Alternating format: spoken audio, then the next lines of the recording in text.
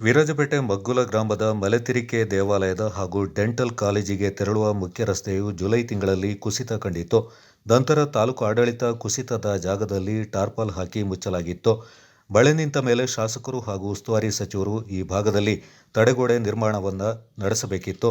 ಆದರೆ ರಸ್ತೆಯ ಪಕ್ಕದ ಜಾಗದ ಮಾಲೀಕರು ಅವೈಜ್ಞಾನಿಕವಾಗಿ ಕುಸಿದ ರಸ್ತೆಯ ಅಡಿಯಲ್ಲಿ 2 ಜೆಸಿಬಿ ಹಾಗೂ 5 ಟಿಪ್ಪರ್ ಬಳಸಿ ಅಗೆದು ಹಾಕಿದ್ದಾರೆ. ಇದನ್ನು ತಿಳಿದ ಕಂದಾಯ ಅಧಿಕಾರಿ ಹರೀಶ್ ಅವರ ತಂಡ ಆಗಮಿಸಿ ಕಾಮಗಾರಿ ನಿಲ್ಲಿಸಿದ ಘಟನೆ ನಡೆಯಿತು.